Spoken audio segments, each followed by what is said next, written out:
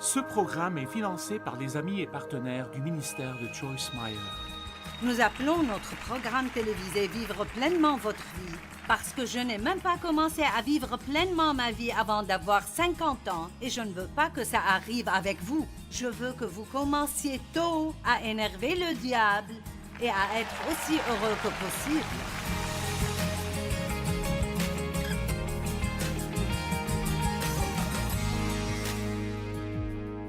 Je fais une série sur la joie et la réjouissance. Nous nous concentrons sur la plénitude dans la vie. Pas juste vivre la vie, pas juste survivre, mais en fait, vivre pleinement la vie. Pas juste pendant les vacances, pas juste quand vous allez acheter de nouveaux vêtements, pas juste quand vous avez un jour de congé, mais quand vous vivez pleinement la vie ordinaire de tous les jours. Parfois la même vieille vie ennuyante si nous la laissons l'être. Nous faisons tous beaucoup des mêmes choses, encore et encore et encore et encore, mais j'ai partagé hier que dans toute situation, qu'importe combien vous détestez cela ou vous ne voulez pas le faire, l'un des grands secrets pour prendre plaisir à quoi que ce soit est de trouver une chose pour laquelle être reconnaissant dans cette situation ou dans cette chose. Par exemple, j'en ai parlé hier, beaucoup de personnes disent « Je déteste faire la lessive.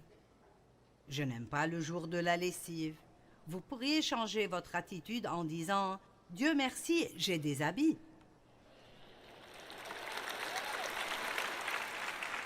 Vous voyez, nous perdons une attitude de gratitude quand nous avons tellement d'abondance que nous n'apprécions vraiment pas les choses que nous avons. Nous devrions tellement apprécier de pouvoir venir à un tel endroit et passer la journée entière à adorer Jésus, à écouter la parole de Dieu, sans craindre d'être arrêtés parce que nous l'avons fait. Et pourtant, nous n'avons pas vu la situation dans laquelle beaucoup d'autres personnes vivent. Et donc, nous prenons souvent cela pour acquis. J'ai partagé hier que je ne suis pas matinale. Et ça veut dire qu'il me faut juste un peu de temps. Donc, donnez-moi du café et 1 heure de temps, un peu de caféine et 1 heure avec Jésus et je peux fonctionner comme il faut. Donc je me réveille le matin et parfois je pense, mon Dieu, je ne veux pas me lever. Je ne veux pas me lever. Mais j'ai décidé l'autre jour qu'au lieu de faire ça, je vais dire, je suis heureuse d'avoir des pieds, de pouvoir sauter hors du lit et me tenir debout sur mes propres pieds. Je peux marcher dans la maison, je peux me faire un café et m'asseoir dans mon fauteuil et regarder par ma fenêtre. Et je dis ceci de nouveau, bien que peut-être que vous avez déjà entendu cela, parce que je crois vraiment que c'est l'un des secrets pour vous réjouir de tout ce que vous faites. Dans tout ce que vous faites, trouvez une chose pour laquelle vous pouvez être reconnaissant. Combien d'entre vous sont d'accord avec moi que ceci pourrait changer vos vies?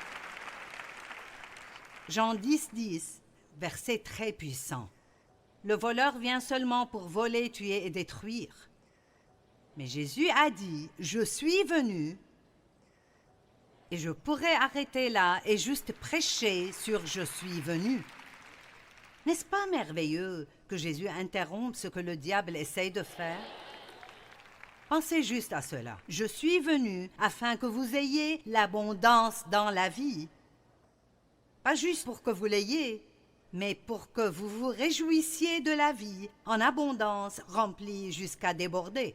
Et bien comme la partie majeure de la vie est juste la vie ordinaire de tous les jours, cela veut dire que nous devons apprendre comment apprécier ce que d'autres personnes appelleraient ennuyeux et mondain. Et nous pouvons faire cela parce que tout ce que nous faisons doit être fait pour la gloire de Dieu. Et nous allons parler de cela un peu plus tard, mais les raisons pour lesquelles nous faisons les choses ont beaucoup à voir avec le fait de profiter de la vie. Si vous allez au travail juste pour avoir un salaire, c'est douteux que vous puissiez apprécier votre travail. Mais si vous y allez avec l'idée en tête de laisser Dieu vous utiliser dans cet endroit pour le servir, et vous le voyez comme un endroit où Dieu vous a planté pour maintenant, et vous croyez que vous avez un but là-bas, ça change complètement les choses et ça les transforme entièrement. C'est notre pensée, et c'est la façon dont nous parlons, qui nous donne beaucoup de problèmes. J'écris en fait un livre maintenant sur les proverbes, ce qui est un défi intéressant parce que j'ai décidé de les faire chapitre par chapitre et les proverbes sont extrêmement répétitifs. Et cela prouve que nous avons besoin d'entendre les choses encore et encore et encore et encore et encore. Mais il y a des centaines d'écritures dans Proverbes à propos de la bouche. Les mots, la bouche des insensés, la bouche des sages. Et c'est vraiment étonnant combien la Bible parle de l'importance de nos pensées et de nos paroles. Et laissez-moi vous le dire maintenant, que les deux sont quelque chose que, avec l'aide de Dieu, nous pouvons apprendre à contrôler. Combien d'entre vous croient que ce que vous laissez arriver dans votre pensée affecte beaucoup votre joie ou votre manque de joie? D'accord. Si vous passez votre journée à penser à de mauvaises choses, quoi que vous ayez ou ce que vous fassiez, vous n'en jouirez pas. Parce que notre véritable vie est en nous. Je veux vous parler de la vie interne et que vous vous connectiez avec ce qui arrive à l'intérieur de vous. Parce que nous pouvons le prendre à l'église et nous pouvons dire « Loué soit Dieu » et sourire à tout le monde et applaudir à tous les bons moments, mais ça ne veut pas dire que c'est vraiment nous. Amen. Vous pouvez cacher le véritable vous de quelqu'un d'autre, mais pas le cacher de Dieu. Vous ne pouvez pas le cacher de vous-même. Nous pouvons regarder quelqu'un et sourire et penser « Cette tenue que tu as mise est le truc le plus stupide que j'ai vu de ma vie. » Eh bien, loué soit Dieu, c'est bon de te voir aujourd'hui. Je pense que c'est le moment d'être réel. Et quand je dis réel, je ne veux pas dire « dites cette tenue est stupide sur toi », mais je veux dire « nous devons réaliser ce que nous pensons être le vrai nous. Ce n'est pas ce que nous prétendons être. Et donc, nous nous nourrissons de nos pensées. Et la Bible le dit dans Proverbe 18 que nous ravalerons nos mots. Vous connaissez l'expression « tu ravaleras ces paroles ». Eh bien, ça vient de Proverbe 18, 21 qui dit que nous mangerons les fruits de nos paroles. Donc, vous savez, nous avons la joie. Ne priez pas pour que Dieu vous donne la joie, priez plutôt pour apprendre ce qui bloque votre joie. Vous l'avez déjà. Nous passons beaucoup de temps à prier pour des choses que nous avons déjà. Et nous devons plutôt penser, si j'ai ceci, alors pourquoi est-ce que je ne l'utilise pas? Et dans l'Ancienne Alliance, dans l'Ancien Testament, beaucoup de la façon dont, disons, les ennemis des Israélites essayaient de les affecter en jetant des pierres dans leur puits, jusqu'à ce qu'ils soient bloqués. Ils ne pouvaient alors plus en sortir de l'eau. Donc, je veux que vous vous voyiez aujourd'hui comme un puits. Et à travers la nouvelle naissance en Jésus-Christ, il vient pour vivre à l'intérieur de vous. Et donc, s'il vient, tout ce qu'il est vient avec lui. Nous avons le fruit de l'esprit. Nous avons la paix. La Bible dit dans Jean 14, 27, « Je vous laisse ma paix ». Jésus nous a légué et nous a donné sa paix. Nous avons le fruit de l'esprit, l'amour, la joie, la paix, la patience, la bonté, la gentillesse, la douceur, l'humilité. Vous avez la maîtrise de soi. Oh oui, vous l'avez. Si vous ne l'utilisez pas, ça ne veut pas dire que vous ne l'avez pas. Alors arrêtez de dire « Eh bien, je n'ai pas de maîtrise de soi ». Si, vous en avez. Dites plutôt « J'ai beaucoup de maîtrise de soi, mais je ne l'utilise pas ». Et donc, vous avez de la joie.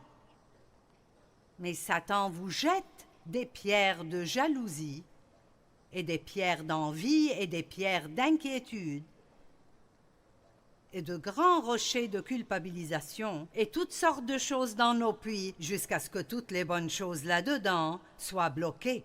Donc, au lieu de prier pour toutes ces choses que nous avons déjà, nous devons demander à Dieu de nous montrer ce qui les bloque et avec son aide, commencer à les enlever l'une après l'autre.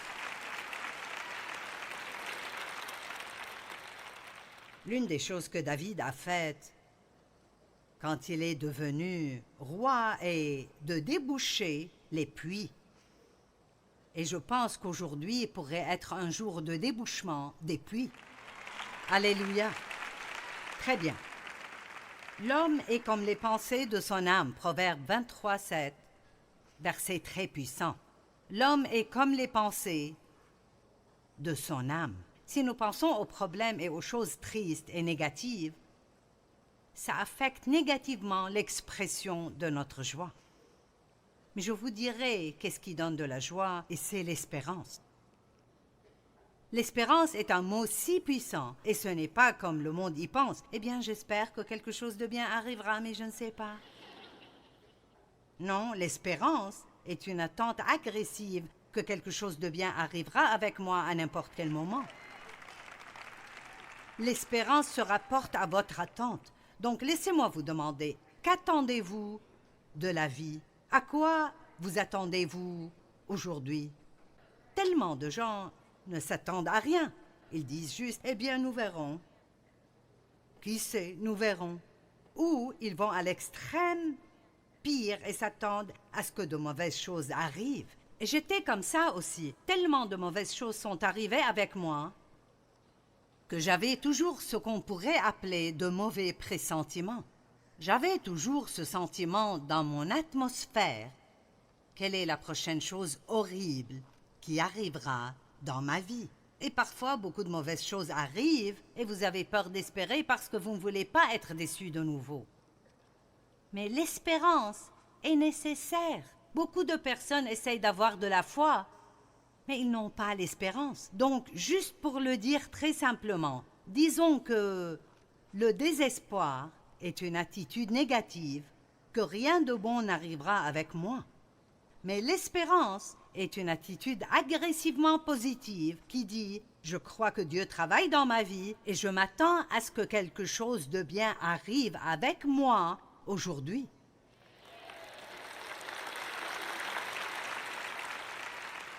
Donc, vous voulez vous débarrasser de toutes les pierres du désespoir. Romains 5 parle de l'espérance. Romains 5, 2 à 5, à qui il parle bien sûr de Jésus. Nous devons d'avoir eu par la foi accès à cette grâce, l'état de la faveur de Dieu, dans laquelle nous demeurons fermes et saufs, et nous nous réjouissons et glorifions dans l'espérance de faire l'expérience et de nous réjouir de la gloire de Dieu. Le mot gloire veut dire la manifestation de toute l'excellence de Dieu. Donc, cela veut dire que nous pouvons nous réjouir quand nous croyons que nous allons voir la gloire de Dieu dans nos vies. Donc, n'abandonnez pas vos rêves. Ne commencez pas à penser que ça n'arrivera pas juste parce que ce n'est pas encore arrivé. Soyez spirituellement entêtés. Vous savez comment être entêté d'autre façon? Donc, soyons spirituellement entêtés et dites « Non, Dieu, tu m'as promis dans ta parole et je n'abandonnerai pas avant de voir cela se manifester dans ma vie. » Et en fait, Dieu aime cela. Maintenant, regardez le verset suivant. Bien plus, soyons aussi remplis de joie. Quand? Hein? Quand? Une fois de plus. Pas soyez remplis de joie quand vos problèmes seront résolus. Pas soyez remplis de joie quand vous êtes en vacances. Mais soyez plein de joie maintenant quand vous faites la lessive. Soyez plein de joie maintenant quand vous tondez la pelouse. Soyez plein de joie maintenant quand le directeur de l'école vous appelle. Savez-vous combien de choses il y a dans le monde qui essayent de voler notre joie chaque jour? Je veux dire, le monde est plein de ce que j'appelle ravisseurs de joie. Ils sont des choses et des gens qui... C'est leur mission dans la vie de juste essayer de voir combien ils peuvent vous rendre misérable et combien ils peuvent vous énerver. Et je suis arrivée au point où j'aime jouer ce jeu parce que le diable ne vaincra pas et je resterai heureuse.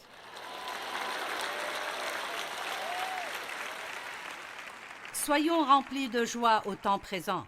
Nous nous glorifions même des afflictions. Oh oh! Nous nous réjouissons au milieu des souffrances, sachant que... Vous voyez, nous pouvons nous réjouir au milieu des problèmes si nous savons que Dieu les utilisera pour en faire quelque chose de bien pour nous. Sachant que la pression, l'affliction et les difficultés produisent la persévérance patiente et immuable. C'est pour ça que Paul pouvait être heureux même quand il était en prison, parce qu'il croyait vraiment ce qu'il a écrit. Dans Romains 8, toute chose concourt pour le bien de ceux qui aiment Dieu et sont appelés selon son dessein. Le diable ne peut pas vous battre si vous avez ce genre d'attitude positive.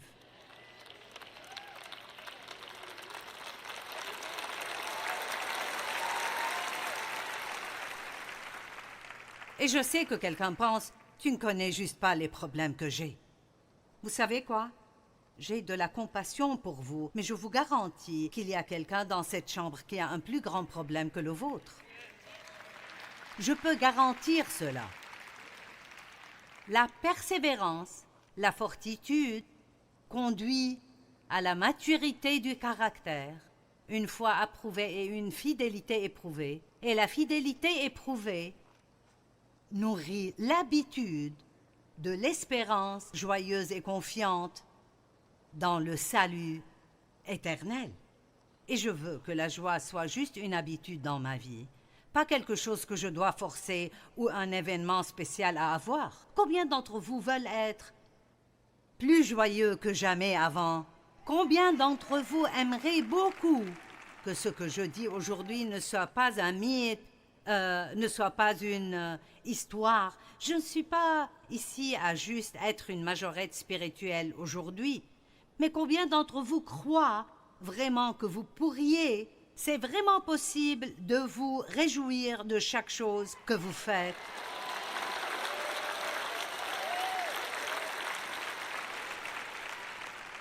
Mon temps avec vous est très important pour moi. Je fais ceci parce que le Seigneur m'a enseigné tellement. Et quoi que ce soit, le problème que vous avez, je l'ai eu. J'ai été blessée, on m'a fait de la peine, j'ai été maltraitée, j'ai été abandonnée. J'étais une personne négative, dure à vivre, grognon, grincheuse, très méfiante, soupçonneuse. Allez. Je veux dire, vous n'étiez sûrement pas aussi mauvaise que je l'étais quand on parle de l'attitude. Dieu merci, je ne suis plus du tout comme ça maintenant. Laissez-moi vous le dire.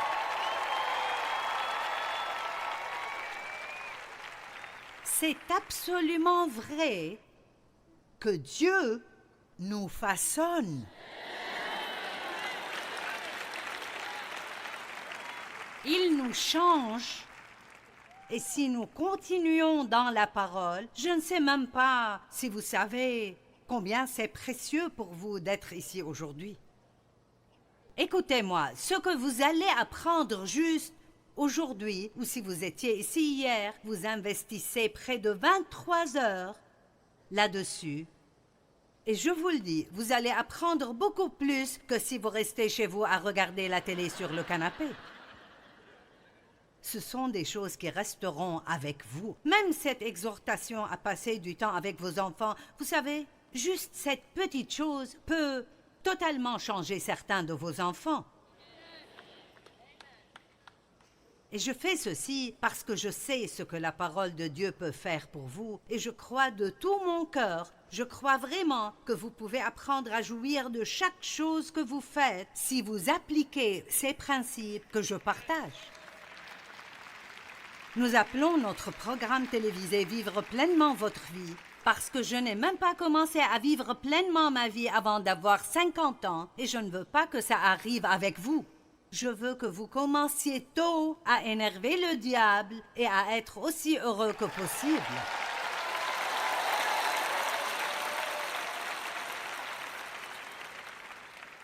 Et ne vous mettez pas à penser aujourd'hui, je ne veux pas aller à la maison parce qu'il y a tout ce travail à faire. La dépression essayera de s'emparer de vous, mais apprenez comment parler à vos émotions. Gérez vos émotions, ne les laissez pas régner sur vous. David, dans Psaume 42, 5, 42, 11 et 43, 5, dans cette courte période de temps, il a dit la même chose 3 fois, exactement la même chose. Pourquoi donc, ô mon âme, es-tu si abattu? Mets ton espérance dans le Seigneur. Pourquoi es-tu si abattu? Ô mon âme, mets ton espérance. Allez, mon âme, attends-toi à quelque chose de bien. C'est aussi facile de croire que quelque chose de bien arrivera avec vous que de croire que quelque chose de mal arrivera. En fait, ça prend moins d'énergie parce que les choses négatives prennent plus d'énergie que les choses positives. Vous pouvez donner au diable une crise de nerfs juste en étant positif.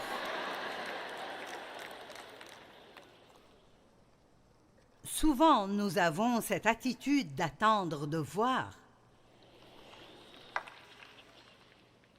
Ésaïe 30, 18, j'aime ce verset. Il est assez long, donc faites vraiment attention.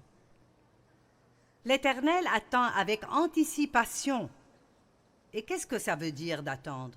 Il espère, il cherche, il désire le moment de vous faire grâce. Quand la Bible dit « ceux qui attendent l'Éternel », ça ne veut pas dire que vous ne faites rien. Ça veut dire que vous êtes là, mais vous vous attendez à ce que Dieu vienne à n'importe quel moment et qu'il fasse quelque chose de grand dans votre vie. L'Éternel attend avec anticipation. Il espère, cherche et désire le moment de vous faire grâce et donc il se lèvera pour vous manifester sa compassion, sa bonté et son amour, car l'Éternel est un Dieu juste. Dieu rend les mauvaises choses bonnes. Maintenant, faites attention à la suite. Bénis, heureux, chanceux et enviables, tous ceux qui l'attendent avec anticipation, qui le désirent, l'espèrent et le cherchent. Sa victoire, sa faveur, son amour, sa paix, sa joie et son amitié entière et sans pareil. Donc là, nous avons Dieu qui attend, cherche et désire quelqu'un envers qui être bon, et le seul genre de personne envers qui il peut être bon, et ceux qui l'attendent le cherchent et désirent qu'il soit bon envers eux. Maintenant, je veux savoir si ce sera vous ou quelqu'un d'autre.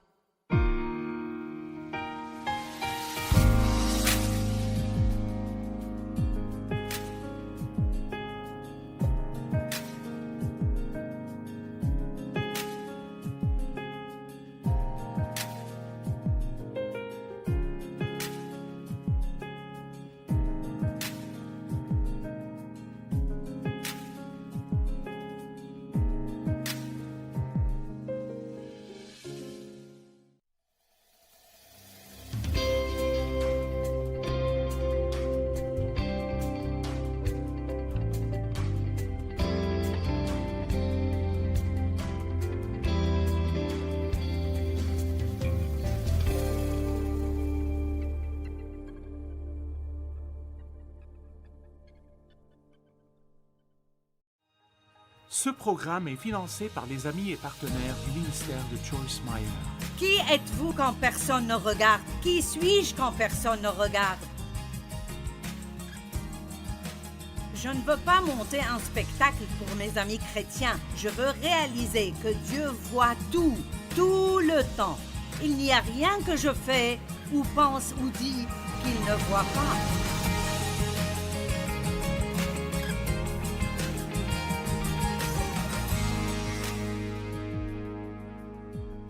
C'est l'obéissance dans les petites choses qui fait la plus grande différence dans nos vies. Vous avez entendu toutes mes petites histoires et je ne vais pas les raconter de nouveau, mais je ne pouvais pas aller au collège biblique, donc je suis allée à l'école du Saint-Esprit. Et ce que je veux dire par cela est que Dieu m'a prise comme étude de cas, je suppose. Et il a marché avec moi dans la vie de tous les jours, alors que je faisais tout, du ménage à la maison, à faire des emplettes, et Dieu m'a appris des principes bibliques très profondément importants à travers de petites choses de tous les jours. Je veux dire de grandes choses. J'ai appris ce qu'était l'intégrité à l'épicerie. Hein? Mais le chariot a sa place où il doit être. D'accord, maintenant écoutez. Voici l'essentiel. Il y a 40 ans, je croyais que Dieu me donnerait ce que je fais aujourd'hui. En ce temps, j'enseignais une petite étude biblique à 25 personnes, chaque mardi soir, dans mon salon. Et oui, au début, je fumais devant tout le monde et je mettais des shorts courts. Et je ne réalisais pas que ceci posait un problème.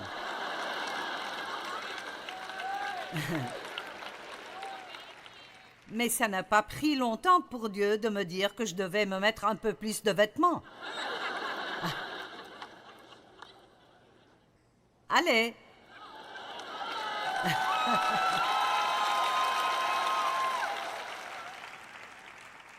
Pardonnez-moi, mais je vais me mêler un peu de votre vie et agir comme votre mère. Certains d'entre vous pourraient parfois mettre un peu plus d'habits.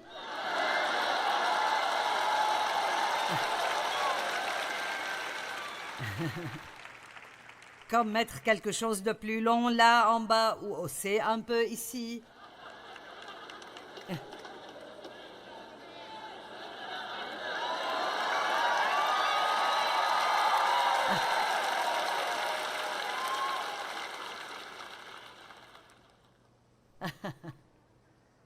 Honnêtement, je regarde certains et je dis, n'avez-vous pas un miroir? En tout cas, je vais...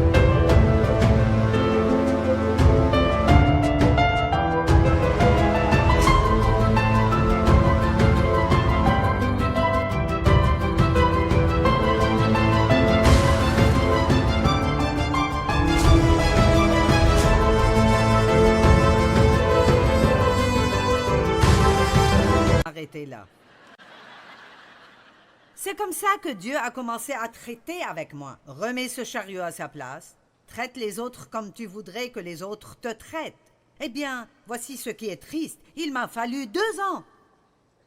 2 ans pour arriver au point où j'étais constamment obéissante et je remettais mon chariot à sa place là où Dieu m'a dit de le mettre. 2 ans! Oh, nous avons fait des batailles à l'épicerie. Vous n'avez que peu d'argent et vous mettez toutes ces choses dans votre chariot et quand vous arrivez à ce dont vous avez vraiment besoin, vous réalisez que vous avez dépassé le montant il y a 4 rayons. Et donc vous commencez à enlever toutes les choses que vous pouvez enlever, mais au lieu d'aller les remettre là où vous les avez prises, vous les fourrez n'importe où et puis Dieu commence à dire « remets-le là où tu l'as pris ».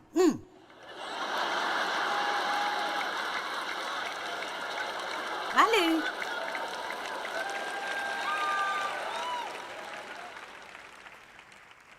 Personne d'autre ne le fait. Allez, cette excuse de « tout le monde le fait » doit cesser. Parce que vous n'êtes pas comme tout le reste du monde. Vous êtes la personne qui dit que vous voulez marcher dans la puissance de Dieu.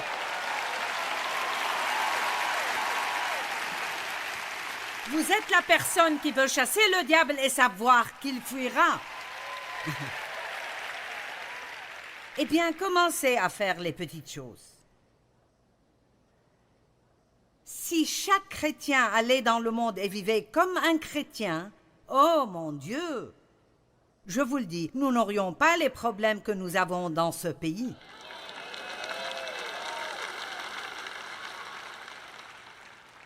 Vous dites, Joyce, tous les problèmes politiques ne sont pas de ma faute. Je dis juste que si nous brillons comme nous sommes supposés le faire, il y aurait beaucoup plus de personnes qui aimeraient Dieu et serviraient Dieu et il n'y aurait plus de place pour tout l'humanisme et le manque de bon sens qui arrive. Qui êtes-vous quand personne ne regarde? C'est là la question. Qui êtes-vous quand personne ne regarde? Qui suis-je quand personne ne regarde? Je ne veux pas monter un spectacle pour mes amis chrétiens. Je veux réaliser que Dieu voit tout le temps. Il n'y a rien que je fais ou pense ou dis qu'il ne voit pas. Et ceci n'est pas censé vous faire peur. Dieu vous aime, il y a une abondance de pardon, il y a beaucoup de miséricorde et nous faisons tous des erreurs et Dieu travaille avec nous jusqu'à ce que nous arrivions à là où il veut que nous soyons, mais nous devons continuer à faire du progrès. Nous ne pouvons pas juste être coincés quelque part et penser Dieu pardonne et il est amour et donc nous ne vivons simplement pas notre meilleure vie. Je veux que vous rentriez chez vous et que vous disiez « J'ai entendu Dieu me parler et je ne suis plus satisfait de vivre une vie médiocre. Je veux vivre ma meilleure vie pour Dieu. »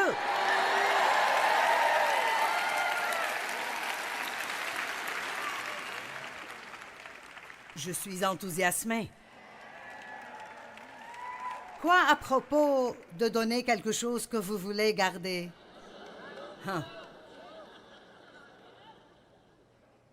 Ou de pardonner à quelqu'un contre qui vous êtes en colère? Ou laisser Dieu être premier dans vos vies? Ou à propos de ne pas vous plaindre mais donner grâce au lieu de cela?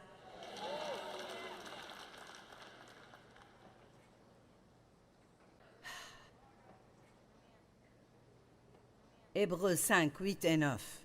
Bien qu'il fût fils, il a appris l'obéissance active et spéciale par les choses qu'il a souffertes. C'est plutôt intéressant. Jésus n'a jamais été désobéissant, mais il a appris le prix de l'obéissance en passant par la partie difficile et la souffrance. Et être obéissant envers Dieu vous coûtera.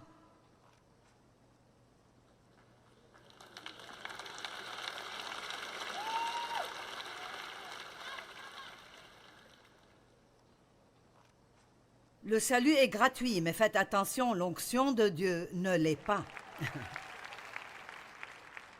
Si vous voulez vous élever au-dessus des personnes médiocres et vous voulez que la puissance de Dieu soit sur vous, eh bien, j'ai décidé il y a longtemps, je vais aimer Dieu et je vais le servir et je serai une véritable chrétienne, même si je n'aurai même pas un seul ami toute ma vie. Nous nous inquiétons trop à propos de garder nos amis.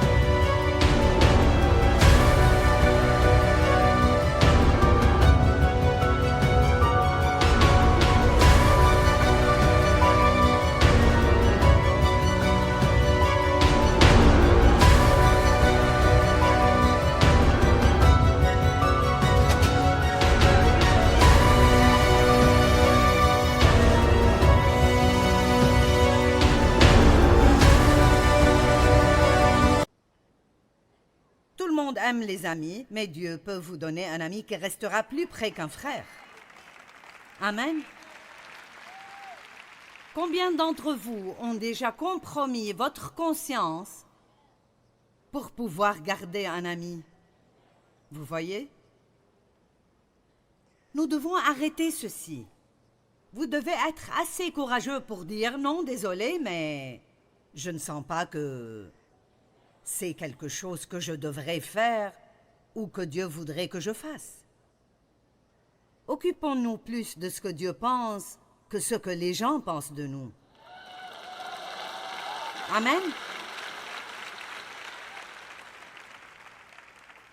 Dans le verset 9, Hébreux 5, 9, « Et qui, après avoir été élevé à la perfection, est devenu pour tous ceux qui lui obéissent l'auteur et la source d'un salut éternel. » Donc voici l'essentiel. Jésus a eu l'expérience de l'obéissance et ça lui a causé de la souffrance. Mais cette expérience était ce qui l'a adéquatement équipé pour être notre sauveur. Laissez-moi le mettre sur un autre niveau. La seule raison pour laquelle j'ai quelque chose à dire quand je viens ici, qui a quelque chose de véritable et de vivant attaché, n'est pas que j'ai acheté un livre de sermons à $1 et que j'ai préparé un message bien conçu. c'est parce que je l'ai vécu et je sais que la parole de Dieu marche et je sais que vous pouvez être délivré de n'importe quoi. Je sais que je sais que je sais. Mais ce savoir n'était pas à bon marché. Vous m'entendez? Ce savoir n'est pas à bon marché.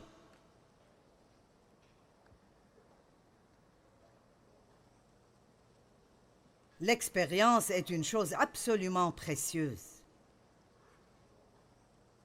Notre obéissance n'est pas un chant que nous chantons, quelques versets que nous citons, ou quand nous acquiesçons durant un sermon sur l'obéissance. Amen, Joyce, c'est une bonne parole sur l'obéissance. Ce n'est pas juste une idée, mais ça requiert de prendre action, que ce soit convenable ou pas. Amen. Vous n'avez aucune idée de ce que ça a coûté à certaines personnes de venir vous servir, de pouvoir vous dire ce qu'ils peuvent vous dire et que ça ait assez d'onction pour que Dieu puisse l'utiliser. Et je parle de tous ces hommes et ces femmes de Dieu qui portent en fait l'onction de Dieu et peuvent par leurs paroles transpercer les ténèbres dans votre vie. Et donc, qu'en est-il d'être interrompu par Dieu? Dieu nous demande rarement de faire quelque chose quand c'est convenable, ou facile, ou quand nous n'avons pas d'autre plan. En fait, quand il appelle, il me semble qu'il se fiche de ce que nous faisons. J'ai des plans aujourd'hui, Seigneur. Convenable veut dire adapté pour le confort personnel et la commodité, adapté à votre situation personnelle. De bons exemples dans la parole. Luc 9, 57 à 62. Pendant qu'ils étaient en chemin, un homme lui dit « Je te suivrai partout où tu iras. » Jésus lui répondit « Les renards ont des tanières et les oiseaux du ciel ont des nids, mais le Fils de l'homme n'a pas un lieu où il puisse reposer sa tête. » Oh, tu veux dire que nous n'allons pas rester dans un hôtel à 5 étoiles? Quoi? Je ne savais pas cela. Il se tourna vers un autre et lui dit « Suis-moi. » Et il répondit « Permets-moi d'abord d'aller ensevelir mon père. » J'aime cela. Tout le monde voulait y aller, jusqu'à ce que Jésus dise « Je n'ai même pas de lieu où je pourrais dormir la nuit. » Maintenant, l'un après l'autre, vous les voyez faire des excuses. Il dit « Suis-moi. » Et il répondit « Permets-moi d'abord d'aller ensevelir mon père. » Et j'aime le verset 60. Mais Jésus lui dit « Laisse les morts ensevelir leurs morts. Et toi, va annoncer le royaume de Dieu. Nous devons arrêter de nous occuper des choses mortes. » Allez, combien de choses traînez-vous dans la vie avec lesquelles Dieu a terminé il y a 10 ans? Si le cheval est mort depuis 10 ans, c'est le moment de descendre. Il y a des saisons pour les choses. Quelque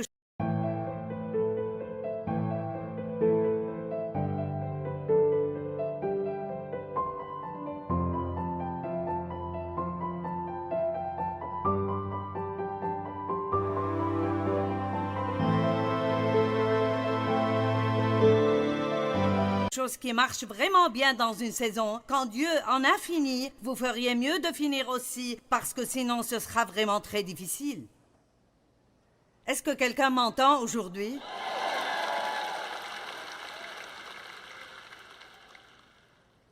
Oui, résistez au diable et il fuira. Non, soumettez-vous à Dieu. Résistez au diable et il fuira. Un autre dit « Je te suivrai, mais permets-moi d'aller d'abord prendre congé de ceux de ma maison. » Il y a toujours quelque chose que nous devons faire d'abord.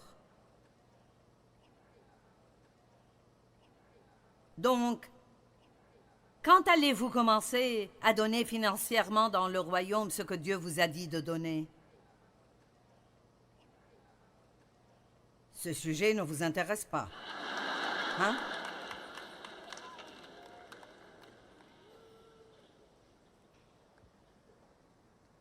Jésus lui répondit, « Quiconque met la main à la charrue et regarde en arrière n'est pas propre au royaume de Dieu. » Luc 14, 16 à 21. Et Jésus lui répondit, « Un homme donna un grand souper et il invita beaucoup de gens.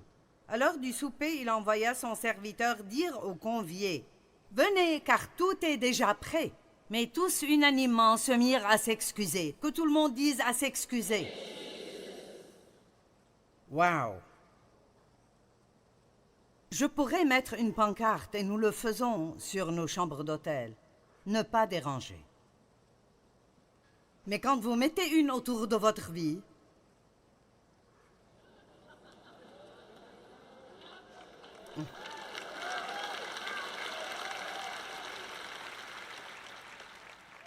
mais tous se mirent à s'excuser. Le premier lui dit, « J'ai acheté un champ et je dois aller le voir. Excuse-moi, je te prie. » Un autre dit, « J'ai acheté 5 paires de bœufs et je vais les essayer.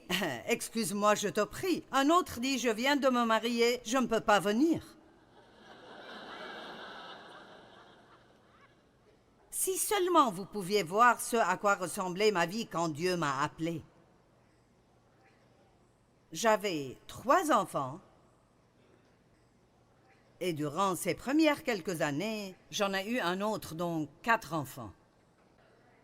Je ne suis même pas apparue à la télé avant mes 50 ans.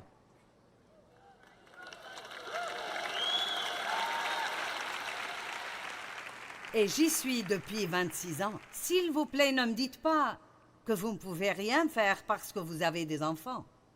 Ne me dites pas que vous ne pouvez rien faire parce que vous êtes trop vieux ou parce que vous êtes trop jeune. Vous pouvez faire tout ce que Dieu vous demande de faire. Tout ce que Dieu vous demande de faire, vous pouvez le faire. Pensez-vous que ces années étaient faciles? Non, elles ne l'étaient pas. Je ne peux même pas vous dire combien elles étaient difficiles, parce que j'avais tellement de problèmes dans ma vie, du fait d'avoir grandi dans une famille dysfonctionnelle où j'ai été abusée. Je veux dire, j'avais des problèmes. Et pas seulement de petits, de grands problèmes. Et j'essaye d'appliquer toutes ces choses dans ma vie et agir comme une chrétienne. Et même enseigner à d'autres personnes. Et je ne sais pas pourquoi Dieu m'a laissé faire ça, mais il l'a fait.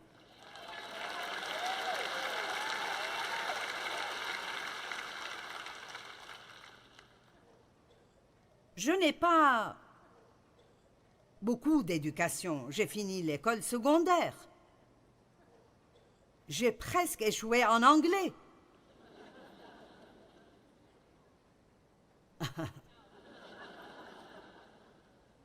Mais je prêche en plus de 100 langues. Allez!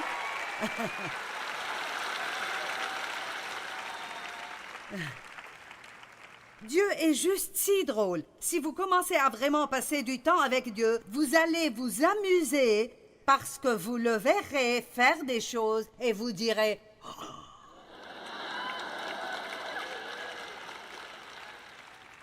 Mes enseignants voulaient que je fasse une demande pour une bourse de journalisme parce qu'ils avaient vu que j'avais un don dans l'écriture.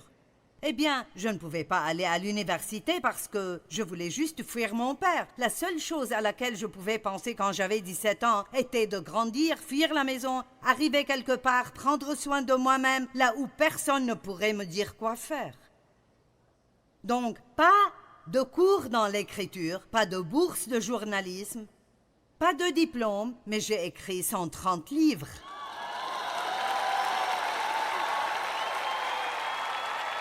Maintenant, je ne me vante pas, je vous dis ce que Dieu peut faire. Je veux dire, c'est juste si ridicule que c'est vraiment drôle.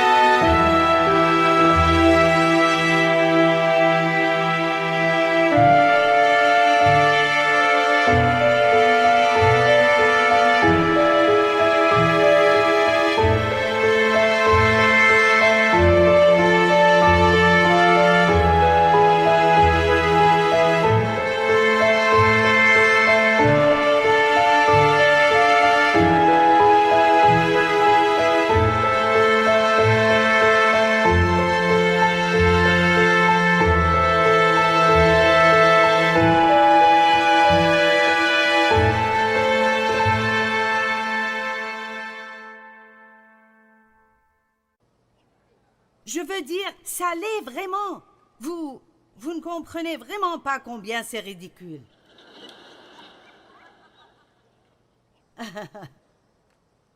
Et en parlant de pas dans la foi, Seigneur, aie pitié. Tout le monde veut être en sécurité. Nous voulons nous assurer que nous ne faisons pas de fautes. Eh bien, j'ai fait beaucoup de fautes, mais... Dieu merci, j'ai pu faire des choses merveilleuses aussi.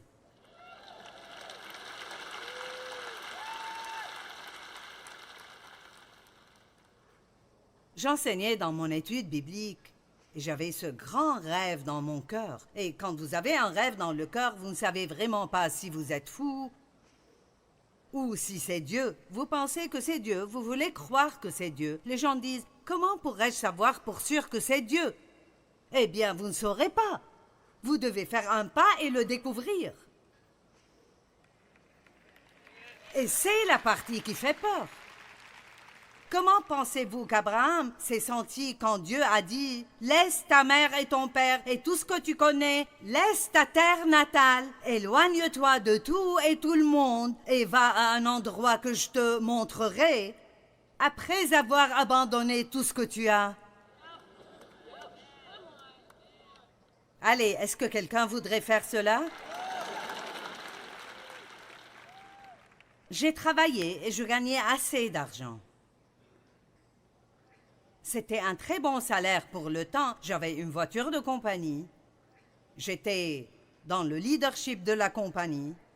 Mais entre mon travail et mes enfants, je n'avais pas le temps d'étudier. Je devais me préparer pour ce que Dieu avait préparé pour moi.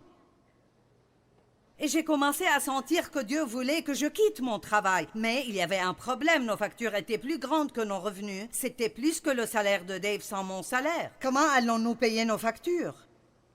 Dieu a dit, je prendrai soin de toi. Oh, Dieu, aie pitié. Donc,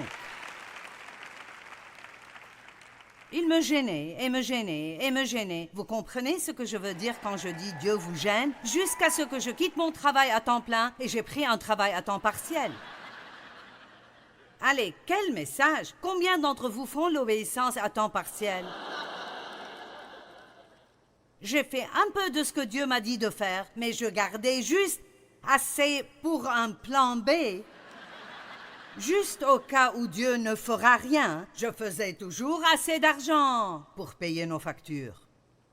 J'ai été virée de mon travail à temps partiel. Et je ne suis pas le genre de personne que l'on vire d'un travail. J'étais une bonne employée, on me promouvait toujours. J'arrivais au poste élevé, j'ai été virée. Je ne pouvais rien faire comme il faut à ce travail. Tout ce que je touchais tournait mal. Ça n'a pas pris longtemps et j'ai compris Dieu est sérieux. Et je ne saurais même pas comment essayer de vous dire combien j'étais effrayée cette première semaine. Je me rappelle être entrée dans le corridor à la maison et mes genoux flageolaient. Je sentais que j'allais juste tomber. Et Dieu a dit, tu peux ou bien t'inquiéter à ce propos jour et nuit, ou tu peux croire que je prendrai soin de toi avec des miracles. Et chaque mois, pendant 6 ans, nous avions besoin de 40 $ en plus chaque mois, sauf si nous avions besoin d'habits ou de roues pour la voiture, mais à chaque mois, pendant 6 ans, Dieu a surnaturellement pourvu cet argent dont nous avions besoin. Maintenant, je vous le dis, c'était des années difficiles. Mais c'est là que j'ai appris à faire confiance à Dieu. Et c'est pour cela que je peux vous dire, Dieu est fidèle. Mais vous ne pouvez pas être sauf tout le temps. Si vous voulez marcher sur l'eau, vous devez au moins sortir du bateau.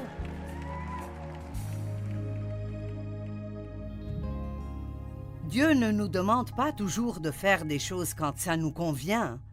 Et nous devons enlever la pancarte, ne pas déranger de nos vies et être prêts à lui obéir tout de suite. Quand nous le faisons, nous aurons les expériences les plus merveilleuses avec Dieu.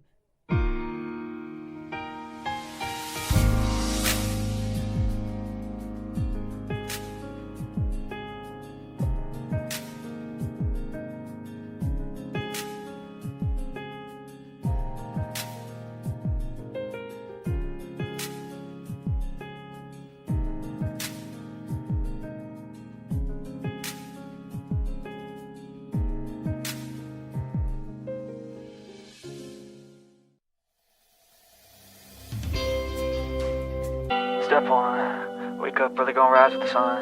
Step 2, get some good, some food in you. Step 3, think real hard about what you wanna be. Step 4, everybody just do your thing. Wake up, today's gonna be a good day. Wake up, today's gonna be a good day. Wake up, today's gonna be a good day. Wake up, today's gonna be a good day. Wake up, today's gonna be a good day. Wake up, today's gonna be a good day. Wake up, today's gonna be a good day. Wake up, today's gonna be a good day. Yo, set your affirmations, aspirations. I got shit to do, the aftermath of preparation. Good food, good mood, blood in circulation. One step at a time, yeah, that's how you make it. Set a goal you control and the steps you take them. I try to pick one thought, have some concentration. And if I make a mistake, it's called education. I try to do this every day, call it replication. Wake up, today's gonna be a good day. Wake up, today's gonna be a good day. Wake up, today's gonna be a good day. Wake up, today's gonna be a good day. Wake up, today's gonna be a good day. Wake up, today's gonna be a good day. Wake up, today's gonna be a good day. Wake up, today's gonna be a good day. So life ain't easy, yo, I think there's a reason though. Ups and downs, just like every different season, yo. Sometimes I'm high, other times I'm barely breathing, though. I always gotta fight and hide from the demons, yo. Negative thoughts are poison, they rot. Head full of flies, so here come the clouds. They'll never stop unless I can swap all the bad for the good in my head when I'm lost.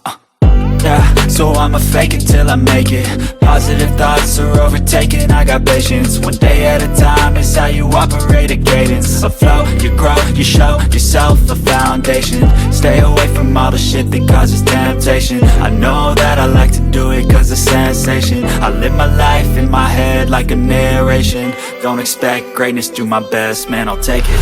Wake up, today's gonna be a good day. Wake up, today's gonna be a good day. Wake up, today's gonna be a good day.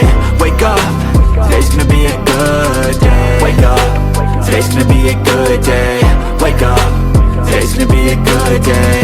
Wake up, today's gonna be a